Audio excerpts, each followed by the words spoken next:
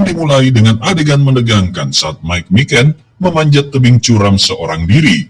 Alih-alih takut, ia justru melepas tali pengamannya dan terus memanjat dengan nekat, seolah mencari kematian. Deru angin dan gemuruh batu mengiringi langkahnya, sementara wajahnya kosong tanpa rasa takut, hanya kehampaan dan luka batin yang dalam.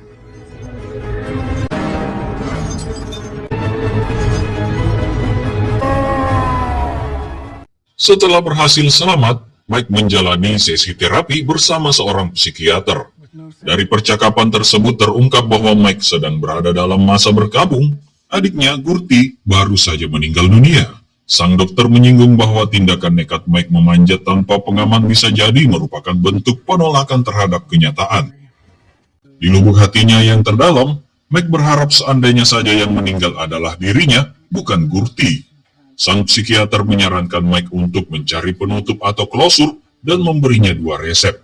Satu untuk mengatasi kecemasan dan satu lagi sebagai obat tidur. Namun Mike menolak obat-obatan itu, lebih memilih membaca literatur dan menyelesaikan masalahnya secara mental. Sesampainya di rumah, Mike membuka sebuah surat wasiat yang ditinggalkan oleh Gurti. Dalam surat itu, Gurti menuliskan keinginannya jika ia meninggal dunia, tubuhnya harus dikremasi dan abunya ditaburkan di atas Gunung Everest, gunung tertinggi di dunia. Gurti menyampaikan harapannya bahwa jika ia tak bisa menginjak puncak Everest di masa hidup, maka setidaknya ia bisa sampai ke sana setelah mati. Dan disinilah awal dari film Ice Road Vengeance 2025.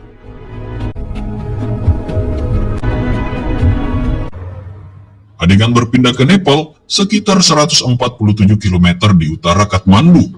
Di tengah keramaian warga desa, seorang bos mafia bernama Rudra menyampaikan pidato penuh ambisi. Ia menjanjikan pembangunan bendungan besar yang akan menghasilkan 4.000 megawatt tenaga listrik untuk industri, menciptakan lapangan kerja dan membawa kemajuan. Namun, seorang warga memprotes rencana tersebut, menyindir bahwa mereka justru akan dipindahkan ke pemukiman kumuh dan dipaksa bekerja di pabrik murahan untuk kepentingan orang asing. Rudra kemudian mempersilahkan perwakilan keluarga Rai, pemilik tanah sekaligus keluarga yang dihormati warga, untuk berbicara. Kepala keluarga Ganesh Rai naik ke panggung dan dengan tenang menyampaikan penolakannya. Menurutnya, sungai yang akan dibendung adalah sumber kehidupan. Untuk membuat teh, mandi, mengairi ladang, dan yang terpenting, menjaga hubungan spiritual dengan leluhur. Bila sungai itu hilang, maka mereka akan kehilangan jati diri dan warisan budaya yang telah mereka jaga turun-temurun. Penolakan tersebut menjadi awal dari konflik berdarah. Rudra bukan orang yang menerima penolakan begitu saja. Dengan kekuasaan dan jaringan anak buahnya, siapapun yang menghalangi rencananya akan disingkirkan tanpa ampun. Tak lama setelah itu, sebuah bus yang ditumpangi oleh ayah Ganesh melaju di jalanan sempit di sisi tebing. Sebuah truk misterius menghalangi jalannya. Lalu dengan sengaja menabraknya hingga bus tersebut terguling dan jatuh ke jurang.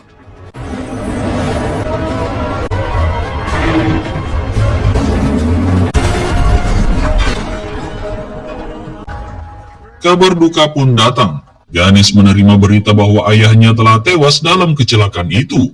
Tapi anaknya Vijay yakin ini bukan sekadar kecelakaan. Ia sadar betul bahwa mereka sekarang menjadi target Rudra. Sang ayah baru saja mati, berikutnya adalah Ganesh, dan setelah itu dirinya. Namun mereka tak berniat menyerah. Tekad pun mulai tumbuh untuk melawan kekuasaan gelap yang telah merenggut keluarga mereka. Di sisi lain bandara, suasana tampak ramai dengan suara pengumuman dan lalu lalang para penumpang. Mike sedang menjalani pemeriksaan keamanan bandara. Seorang petugas menahannya saat memeriksa isi kopernya dan menanyakan tentang sebuah benda di dalamnya. Mike menjawab bahwa itu adalah abu jenazah adiknya yang sudah meninggal. Petugas memberitahu bahwa jenazah manusia harus dibawa dalam wadah yang disetujui TSA. Mike pun segera menuju toilet untuk memindahkan abu adiknya ke dalam toples plastik yang diberikan petugas bandara. Di dalam pesawat, Mike duduk terdiam sambil mengenang momen kebersamaannya dengan sang adik Gurti semasa hidup. Gurti adalah seorang mekanik militer yang baru saja ditempatkan di Fallujah, Irak Utara, wilayah yang saat itu sedang dilanda konflik. Mereka berdua memiliki rencana bahwa setelah Gurti pensiun dari militer, mereka akan mendaki Gunung Everest bersama-sama. Sebelum berangkat, Gurti sempat memberikan sebuah surat kepada Mike, dengan pesan agar surat itu dibaca jika ia tak kembali. Kenangan itu membuat Mike tenggelam dalam kesedihan. Dalam suasana melankolis, pesawat kemudian mulai menuruni ketinggian. Pilot mengumumkan bahwa mereka akan segera mendarat di Kathmandu. Dan dari jendela pesawat, para penumpang bisa melihat puncak Everest yang megah berdiri menjulang. Cuaca di Kathmandu dilaporkan cerah.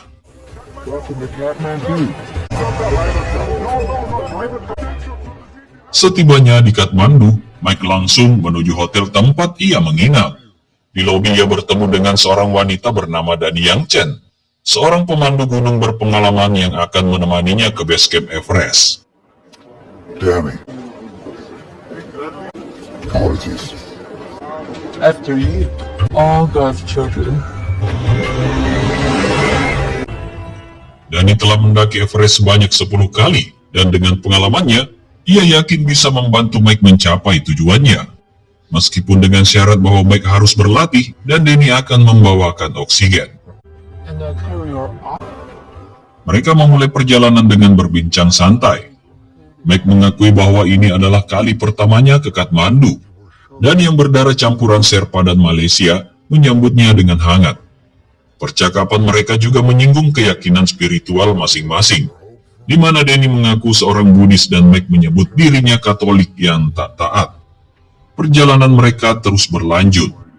Saat melihat para tentara berlatih di sekitarnya, Mike kembali teringat pada adiknya. Televisi memberitakan bahwa basis militer tempat Gurti bertugas di Fallujah telah diserang hebat. Dalam kilas balik, terlihat Gurti tengah memperbaiki kendaraan militer saat serangan tiba, menyebabkan ia tertembak di kepala dan dilarikan ke rumah sakit. Lamunan Mike terputus saat Danny membangunkannya dan memberitahu bahwa mereka telah sampai. Mereka pun menaiki bus bersama para pendaki lain yang juga menuju base camp Everest. Di dalam bus, Mike dan Danny bertemu dengan sopir bernama Spike, yang menyapa Danny dengan ramah karena mereka sudah saling mengenal. Di dalam bus, suasana menjadi ramai dengan para pendaki. Danny mencoba menegur seorang gadis muda bernama Star yang tanpa sengaja menjatuhkan tas Mike. Young lady, you knocked his bag. Gadis itu bersikap acuh, tapi ayahnya mencoba meredakan suasana dengan meminta maaf. I'm sorry, she's not usually like. Bus wisata melaju meninggalkan hiruk-pikuk kota Kathmandu, mengarah ke jalur pegunungan. Spike memimpin suasana dengan penuh semangat. Ia menyampaikan informasi perjalanan, kondisi cuaca di base camp, dan memperkenalkan para peserta tur satu persatu. Di antaranya ada Profesor Evan Meyers dan putrinya Star yang datang jauh-jauh dari Connecticut. Ada pula sekelompok komedian yang berencana membuat aksi lucu di puncak gunung.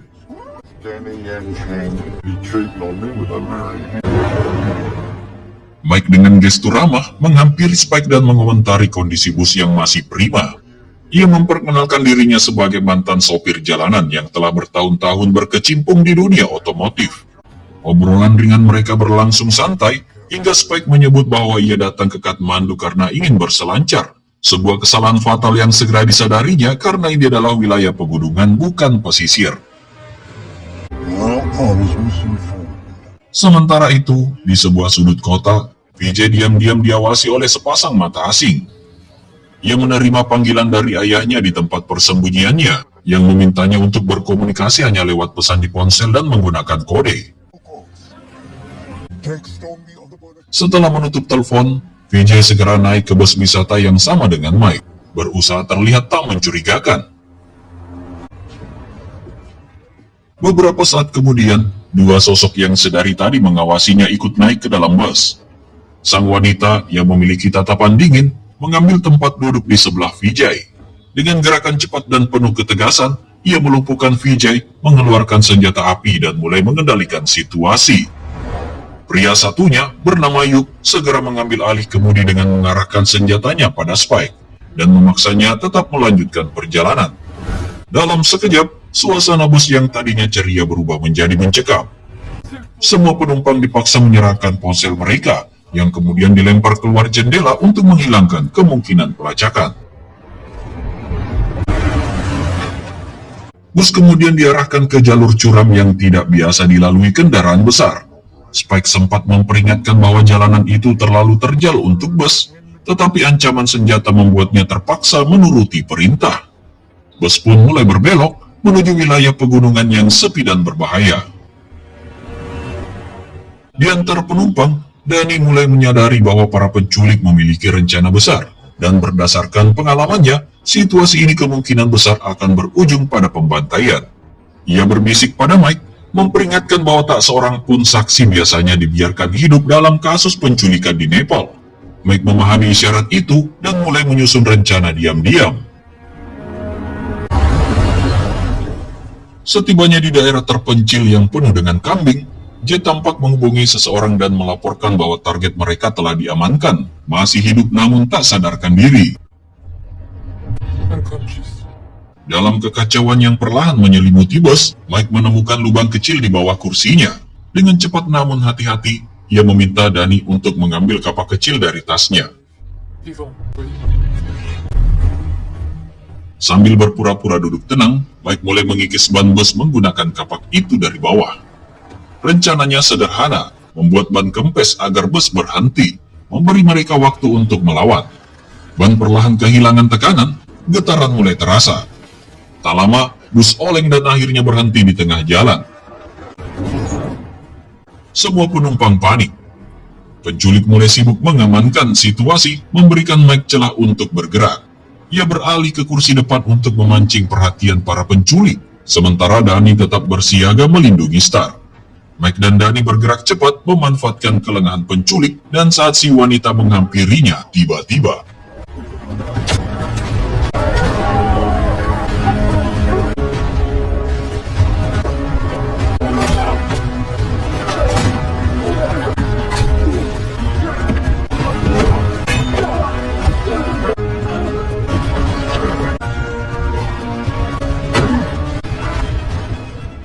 Meskipun tak lagi muda, dengan kecerdikan dan skill duanya, Mike berhasil menjatuhkan si pria lalu mencoba menolong Danny yang terpojok.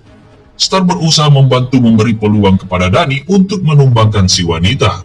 Meski begitu, akibat kebocoran ban, bus bergerak tak terkendali lalu bergelantungan di tepi jurang. Beruntung penumpang selamat, Danny mengikat tangan Jet lalu turun dengan yang lainnya. Sementara Mike masih berada di dalam bus yang sedikit lagi hampir jatuh, di mana ia berusaha mengambil abu mendiang adiknya. Tak lama setelah kejadian, Kapten Sangkar dari kepolisian provinsi tiba di lokasi dan segera mengambil alih situasi. Mike melaporkan telah terjadi upaya penculikan, sementara Danny menyerahkan pelaku beserta senjatanya kepada pihak berwajib. Vijay yang terluka segera dibawa untuk mendapatkan pertolongan medis. Sementara itu, Mike dan para penumpang lain beristirahat.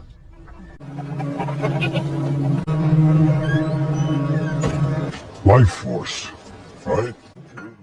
Dan Spike mulai mencoba memperbaiki bus yang rusak.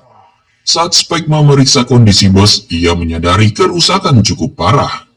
Ia bergumam bahwa bus itu tidak akan bisa mencapai Everest. Setidaknya tidak hari itu. Namun, ia berpikir bahwa dengan sedikit pengelasan, mungkin masih bisa membawa bus ke jalan utama. Mike menawarkan bantuan karena mengaku cukup ahli menggunakan alat las. Spike pun senang mendapat bantuan. You're a bloody beauty, mate. Di saat yang sama, Danny membantu merawat luka Mike sambil berbincang. Ia memuji keberanian Mike dalam melawan para penculik, dan Mike membalas pujian itu sambil bercanda soal Buddhisme. Percakapan mereka menunjukkan kehangatan dan saling menghargai. Bahkan Danny sempat menggoda Mike bahwa ia terlalu tua untuk belajar teknik bela dirinya, walau Mike tetap ingin belajar. Anna is Hindu.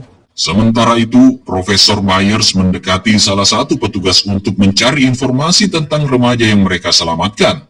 Karena ada kendala bahasa, Dani membantu menerjemahkan. Doesn't speak. Dari petugas, mereka mengetahui bahwa nama pemuda itu adalah Vijay Ray. Mendengar nama itu membuat Mayer tampak terkejut dan bertanya apakah mereka sedang berada di Kodari, yang ternyata benar. Yes. Dani dan Mayer pun berkenalan secara resmi. Dani mengaku pernah melihat profesor berbicara dalam sebuah acara di Pokhara, dan Dani merasa terhormat. I'm sorry, Evan Myers. Tak lama kemudian, Star muncul dan memperkenalkan dirinya kepada Dani. Mereka berbincang tentang karpet Kodari yang terkenal. Namun suasana berubah saat Star menyadari bahwa desa itu tampak kosong. Dani menjelaskan bahwa banyak warga telah pergi karena terjadi konflik lahan. Seorang pengusaha bernama Rudrayas ingin membangun bendungan terbesar di Himalaya. Tetapi satu keluarga menolak menjual tanah mereka. One of the families won't sell. Di sela-sela perbincangan, Star yang kagum melihat keterampilan bela diri Dani meminta diajari cara bertarung. Dani setuju, asalkan Star berjanji untuk tetap rendah hati dan ingat bahwa pembelajaran sejati datang dari semangat murid, bukan hanya dari guru. Sementara Mike tengah mengelas bagian bus, sebuah mobil asing yang dikawal polisi tiba di lokasi. Rupanya, yang datang adalah Rudrayas sendiri. Namun sebelum situasi berkembang lebih jauh, bus pengganti pun tiba, disambut sorak-sorai para penumpang yang sudah menunggu lama. Profesor Myers mendekati Kapten Sankar dan kembali bertanya soal Vijay. Kapten bersikap sopan namun menghindar. Ia mengatakan bahwa Vijay masih tidak sadarkan diri, meskipun sebelumnya petugas lain mengatakan sebaliknya. Myers menjadi curiga, terutama karena polisi bisa tiba tepat waktu di tempat terpencil seperti itu. Ia mempertanyakan seberapa sering polisi berpatroli di sana. Kapten Sankar tampak tidak nyaman dengan pertanyaan itu. Akhirnya, Myers mengalah dan mengatakan bahwa dia akan mengirimkan ucapan semoga lekas sembuh lewat email saja, sambil berseloroh akan menambahkan emoji senyum. Face emoji. Rudra dan si aparat korup ternyata telah menyekap Vijay di sebuah tempat tersembunyi untuk diinterogasi secara brutal. Rudra mengungkapkan bahwa ia telah menginvestasikan 10 juta dolar untuk biaya dan studi teknik, sembari mencemooh keluarga Vijay yang tak kunjung mengambil keputusan. Menurutnya, mereka hanya keluarga bodoh yang diharapkan akhirnya menyerah. Rudra menduga dari isi pesan Vijay bahwa ayahnya kini berada di pegunungan dan tengah dalam perjalanan, kemungkinan hanya beberapa jam atau paling lama 1 hari lagi akan tiba. Ia menegaskan bahwa jika keluarga Ray tak mau menjual tanah itu, maka mereka akan dilenyapkan dan pemerintah akan mengambil alih. Namun Vijay tetap teguh dan menolak untuk berbicara. Rudra kemudian memerintahkan kepada Kapten Sankar memulai penyiksaan. Di tempat lain, Dani dan Mike mulai menyadari ada kejanggalan yang besar. Bersama Evan Myers, yang juga aktivis dari organisasi pengawas HAM, mereka mengungkapkan bahwa ayah Vijay, Ganesh, menghilang setelah kakeknya Raj Ray tewas dalam kecelakaan bus yang janggal. Myers mencurigai bahwa semua itu adalah bagian dari konspirasi besar. Dani mengonfirmasi bahwa Rudra adalah bagian dari mafia Kathmandu yang kerap menyuap hakim dan polisi. Mereka pun memutuskan untuk menuntut agar bisa menemui Vijay. Demand to see Vijay Ray. Mike, Dani, dan Myers kemudian mendatangi markas aparat dan meminta untuk bertemu dengannya. Permintaan itu ditolak. Mendengar suara teriakan Vijay, Mike langsung melumpuhkan penjaga dan merebut senjatanya. Ketika mereka masuk, terlihat jelas penyiksaan sedang berlangsung. Kapten Sankar tengah menyentuhkan besi panas ke tangan Vijay. I'll call you back in empathy. Right here, Professor. They're too powerful. There you go. Tanpa ragu, Mike dan Dani menodongkan senjata ke arah Sankar, memaksanya menyerah. Sankar membuang senjata dan Mike memotong ikatan Vijay. Namun situasi semakin memanas ketika Rudra muncul bersama anak buahnya, mencoba menenangkan suasana. Ia memperkenalkan tempat itu sebagai pabrik karpet Kodari dan mengajak semua pihak saling memperkenalkan diri jika memang ingin menyelesaikan masalah dengan senjata. Myers menyatakan identitasnya sebagai perwakilan dari Departemen Luar Negeri Amerika Serikat dan memperingatkan bahwa seluruh dunia akan tahu tentang penyiksaan ini dalam 24 jam ke depan. Namun Rudra tetap tenang. Dengan sinis ia mengatakan bahwa Myers tidak menghubungi siapapun. Lalu tiba-tiba Suasana pun langsung berubah kacau, baku tembak pun tak terelakkan.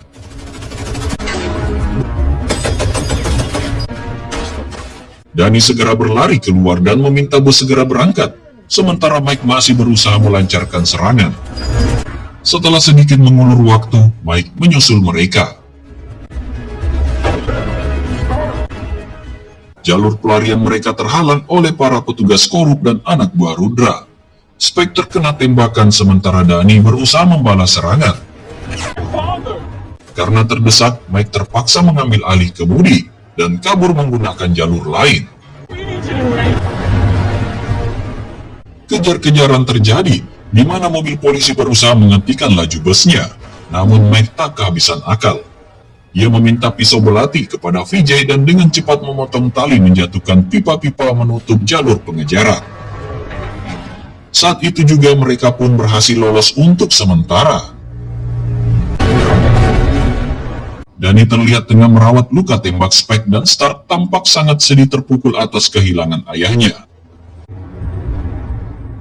Di sisi lain, para polisi berusaha membuka jalan dan mempersiapkan persenjataan lengkap demi melanjutkan pengejaran. Sesampainya di persimpangan, Mike bertanya pada Vijay tentang arah yang harus diambil. Vijay menjelaskan bahwa jika belok kanan mereka akan kembali ke desa, sedangkan belok kiri akan menuju perbatasan Tiongkok yang lebih aman, tempat para pekerja konstruksi proyek Belt and Road berada. Di arah itulah juga ayah Vijay berada, walau jalan itu panjang dan biasanya lebih cepat ditempuh dengan menaiki keledai. Mike dengan sarkasme khasnya menanggapinya dan memutuskan untuk melanjutkan perjalanan ke arah tersebut. Namun, Spike yang terluka parah merasa bahwa ia tidak akan selamat dalam bus. Ia meminta untuk diturunkan dan memilih untuk mati di luar daripada di dalam busnya sendiri. Dengan berat hati, Mike dan Danny pun memenuhi permintaan itu. Mike membekalinya dengan senjata berisi 4 peluru, dan Spike pun bersandar di bebatuan sambil mengucapkan salam perpisahan kepada Danny, meminta mereka menunggunya di sungai. Down the river. Setelah kembali naik bus, Mike mengingatkan semua orang bahwa hidup harus terus berjalan. Dengan semangat baru, mereka melanjutkan perjalanan menuju jalur menurun yang curam dan bersalju, dikenal dengan sebutan Road to the Sky. Road to the sky. Hairpin turn at the bottom. Suicide. Mike, we use this. Hold it. Want to. Mike menggunakan alat winch milik proyek konstruksi untuk menahan laju bus di turunan berbahaya tersebut. Namun, di tengah penurunan, winch mengalami kerusakan. Mesin macet dan kabel nyaris putus. Dalam situasi genting itu, Mike memutuskan untuk melepaskan kabel dan mempercayakan nasib mereka pada kemampuan menyetir. Meskipun kemungkinannya hanya 50-50, Danny menyetujuinya dan menarik tuas pelepas kabel. Bus pun meluncur deras menuruni jalanan itu dengan kecepatan tinggi. Ketegangan meningkat ketika bus nyaris terguling di tikungan curam. Setelah perjuangan menegangkan dan hampir kehilangan kendali, bus akhirnya terbalik dan terguling. Namun seluruh penumpang selamat. Mereka semua bangkit kembali, saling memastikan keadaan satu sama lain. Namun, kondisi bus sangat parah. Poros rodanya patah, dan Vijay menyatakan bahwa mereka akan celaka jika harus melanjutkan perjalanan dengan berjalan kaki. Mike sempat merasa putus asa, namun Danny menyemangatinya dan berterima kasih karena telah menyelamatkan nyawa mereka dari jatuh ke jurang. Mike kemudian meminta teropong dan melihat ke dasar jurang. Ia menemukan beberapa bangkai kendaraan, dan memutuskan untuk memanfaatkan sisa-sisa suku cadang dari kendaraan tersebut. Ia berseru kepada yang lain bahwa mereka akan memperbaiki bus. Ia meminta Vijay untuk melepaskan ban dari velg dan mulai mengumpulkan bagian dari pagar pengaman jalan. Dengan penuh semangat, Mike menyatakan bahwa Kiwi Express akan terlahir kembali. Perjalanan mereka belum berakhir. The Kiwi Express is about.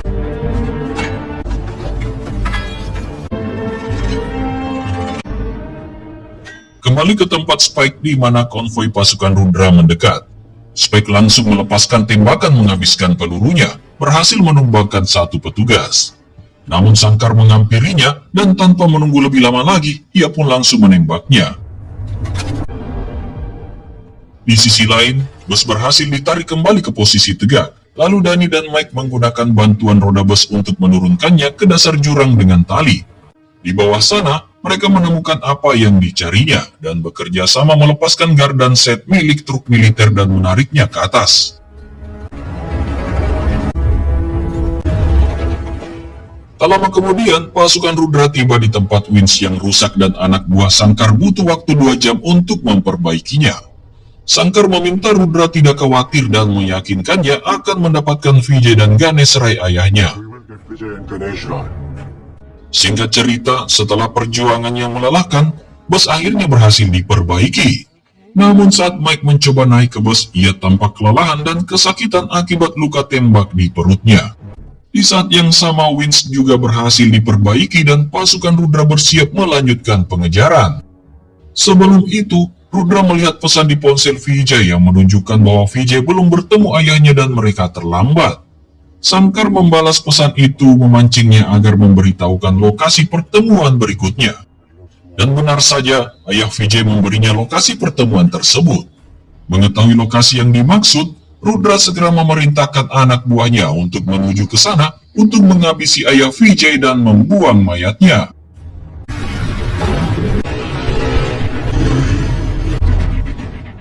Si anak buah tiba di sebuah gubuk dan langsung menyerang masuk. Namun tanpa disadarinya, itu adalah jebakan yang sudah disiapkan oleh ayah Vijay.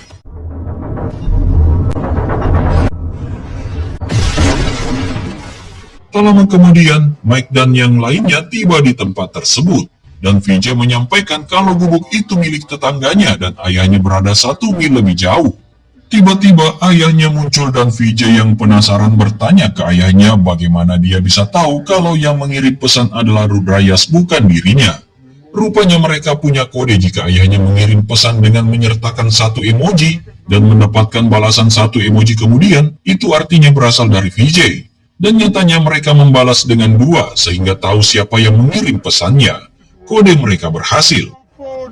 Vijay segera memperkenalkan satu persatu teman-temannya. Dan setelah itu masuk ke rumah untuk mempersiapkan pertahanan. Mike tampaknya terluka parah dan mereka segera membaringkannya. Segera, Danny membutuhkan peralatan medis untuk mengeluarkan peluru yang bersarang di tubuh Mike, dan Vijay segera mengambil kotak P3K-nya di bawah kursi pengemudi. Sementara itu, Rudra dan skuadnya tiba di TKP sebelumnya dan memerintahkan anak buahnya untuk tidak tidur malam itu, karena akan mencari setiap inci daratan sampai menemukan mereka. Malam harinya, Ganesha dan Vijay mulai mempersiapkan bus agar bisa dipindahkan dengan bantuan kren karena jembatan yang seharusnya menjadi jalur lintasan belum selesai dibangun. Ganesha meminta untuk membuang semua barang yang tidak diperlukan agar bobot bus menjadi lebih ringan, memudahkan proses pengangkatan. Vijay terkejut mendengar bahwa mereka akan menyeberangi jurang menggunakan kren, seperti yang dilakukan Ganesha di masa lalu. Dalam percakapan emosional, Ganesha merasa dirinya sudah tua dan menganggap dirinya bukan sosok pahlawan. Namun Vijay meyakinkannya bahwa baginya, sang ayah tetaplah seorang pahlawan. Di dalam rumah, Danny berhasil mengeluarkan peluru dari tubuh Mike dengan peralatan seadanya. Sementara itu, Star menanyakan apakah Mike akan selamat. Danny menjawab bahwa Mike adalah orang yang susah untuk dibunuh. Means hard to kill. Danny kemudian meminta Star untuk mengambil air dari danau. Saat Star mengisi wadah di tepi danau, suara mesin motor mendekat. Mereka sadar bahwa musuh telah tiba. Ganesha segera meminta Vijay untuk memindahkan bus dengan cepat.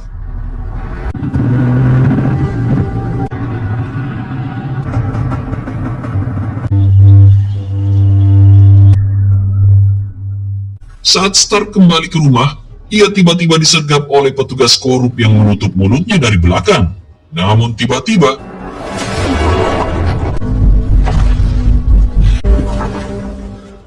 setelah memastikan musuh tewas, Danny mengambil senjatanya karena mereka akan membutuhkannya.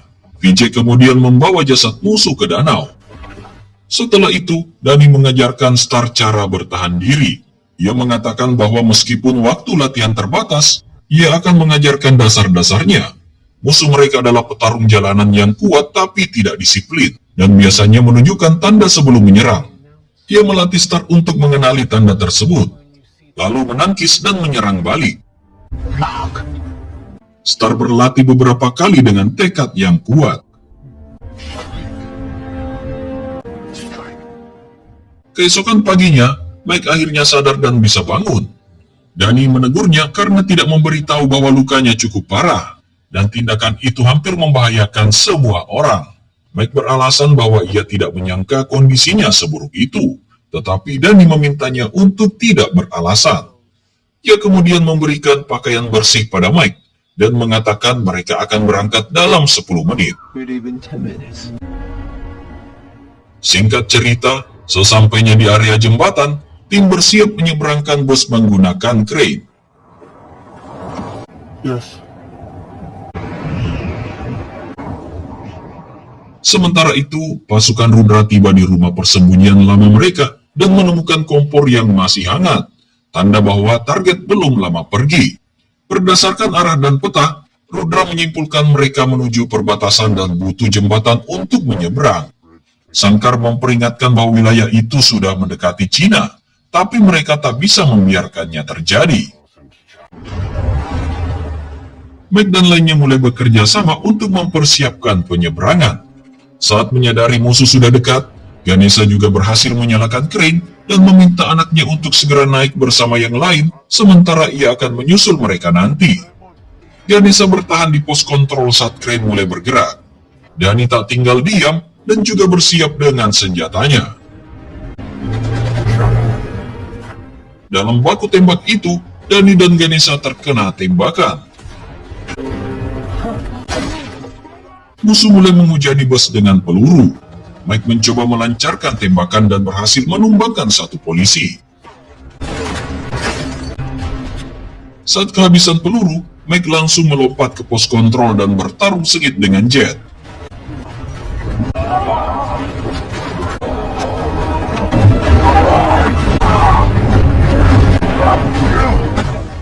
Mike berhasil merebut senjatanya dan melompat kembali. Dan di saat yang sama, Dani berhasil melancarkan serangan balik menghancurkan tangki BBM, memukul mundur musuh. Dengan begitu, bus berhasil melanjutkan pelarian. Tak butuh waktu lama, musuh berhasil menyusul mereka.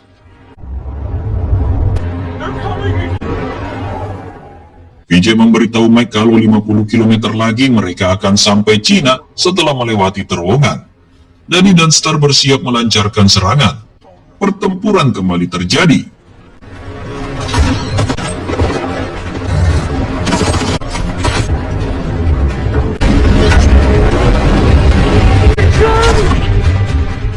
Jet menembakkan RPG. Beruntung Mike berhasil menghindar hingga ledakan terjadi di depan saat bus terus melaju untuk masuk ke dalam terowongan. Bus berhasil lolos sebelum akhirnya puing reruntuhan menutup pintu terowongan. Musuh mencari jalur lain, sementara seorang pengendara motor berusaha untuk meledakkan pintu keluar terowongan.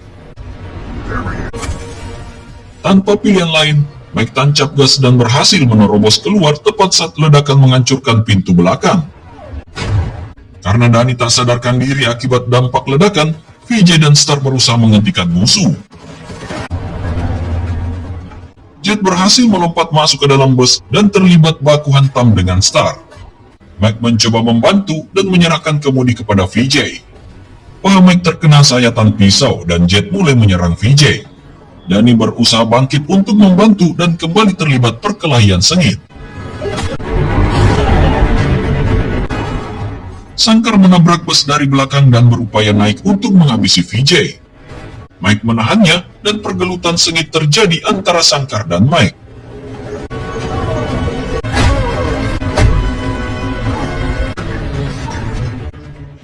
Star mencoba membantu Dani, dan saat mereka face to face, Star menggunakan jurus yang diajarkan Dani sebelumnya, bekerja sama dan berhasil menjatuhkan Jet. Bersama dengan itu, Mike meraih tempat penyimpanan abu adiknya dan menggunakannya untuk menghantam kepala Sangkar, membuat kedua musuh itu terlempar jatuh ke dalam jurang.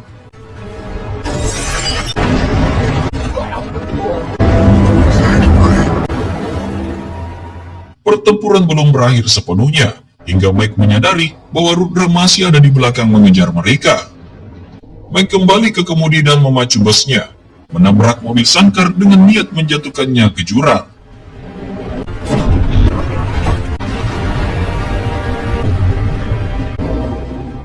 Saat berhasil memojokkannya, Mike meminta suara semua orang yang setuju untuk menjatuhkan mobil itu, dan agar tak ada lagi korban akibat kejahatan pria ini. Suara mayoritas menyetujui, Rudra pun ditaklukkan.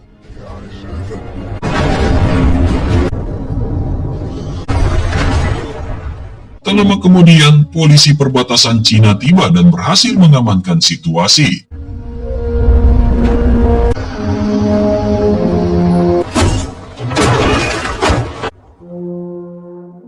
Keesokan harinya, acara peresmian bendungan desa berlangsung meriah. Vijay, sebagai pemilik tanah, menyampaikan pidato singkat bahwa meskipun bendungan kecil, kini mereka memiliki aliran sungai dan listrik.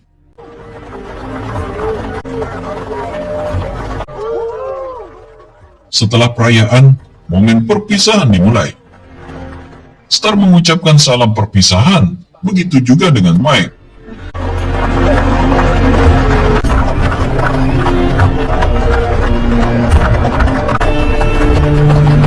We have an appointment, sir. Ia dan Dani kemudian melakukan pendakian untuk memenuhi janjinya, menyebarkan abu gurti di puncak Everest. Di hari berikutnya, Dani mengantar Mike ke bandara. Keduanya tak mampu mengucapkan banyak kata, hanya saling mengucap terima kasih dan salam perpisahan. Saat menunggu di ruang tunggu, Mike melihat seutas tali dan teringat kenangan bersama Gurti saat mendaki gunung. Dalam kenangan itu, Gurti mengatakan, hidup adalah untuk yang masih hidup. Tersadar akan makna kata-kata itu, Mike memutuskan membatalkan penerbangannya. Film diakhiri dengan Mike yang kembali pada Dani, siap memulai hidup baru bersamanya. Sebuah penutup penuh harapan dan makna. Dan dengan begitu, film pun berakhir.